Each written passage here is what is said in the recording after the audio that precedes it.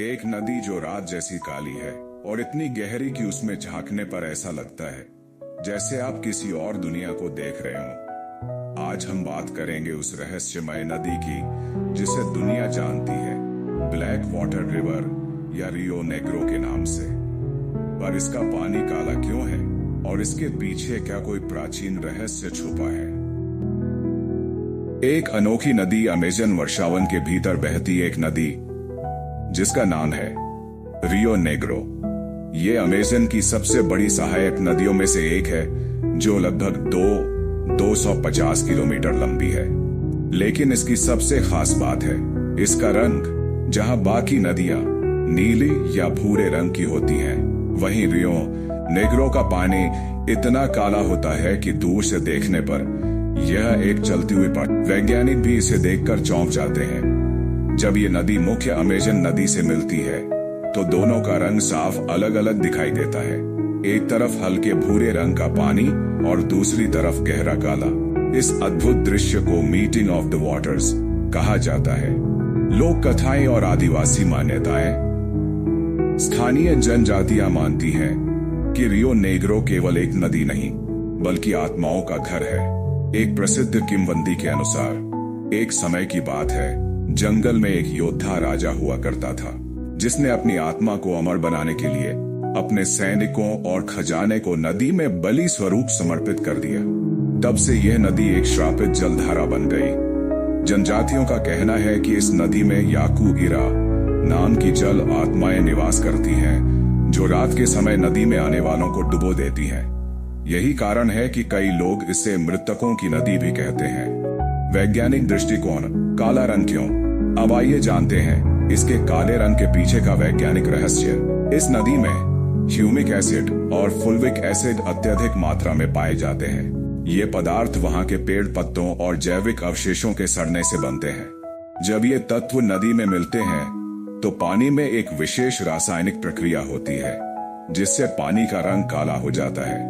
इसे ऐसे समझिए जैसे चाय की पत्तियां पानी को रंग देती है। हालांकि दिखने में यह पानी गहरा और रहस्यमयी लगता है, लेकिन यह वास्तव में बहुत साफ होता है।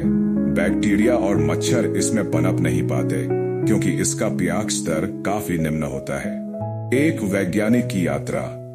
साल 1997 में अमेरिका से आए एक जीव विज्ञानी डॉ.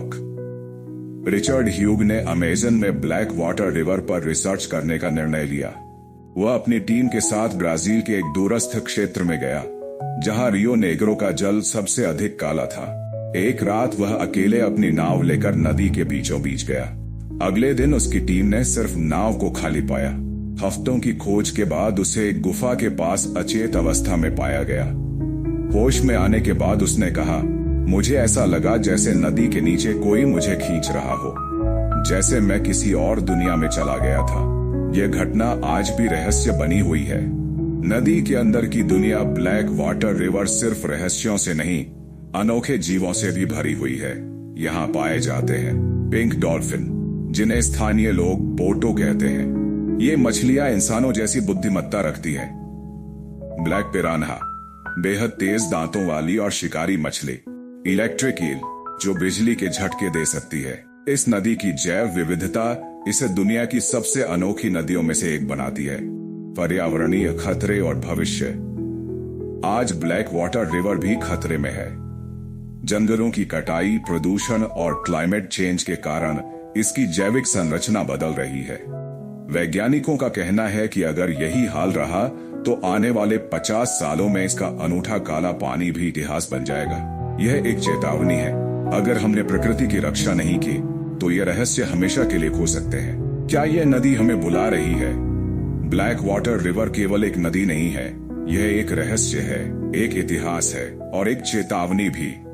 यह हमें सिखाती है कि प्रकृति अपने भीतर कितने अनकहे रहस्य छुपाए बैठी है। तो अगली बार जब आप किसी नदी के पास खड़े हों तो जरा सोचिए, क्या वो भी आपको बुला रही है? अगर आपको यह कहानी रोचक लगी हो तो इस वीडियो को लाइक करें, शेयर करें और हमारे चैनल को सब्सक्राइब करना न भूलें। कमेंट में बताइए क्या आप ऐसी किसी और रहस्यमयी नदी के बारे में जानते हैं।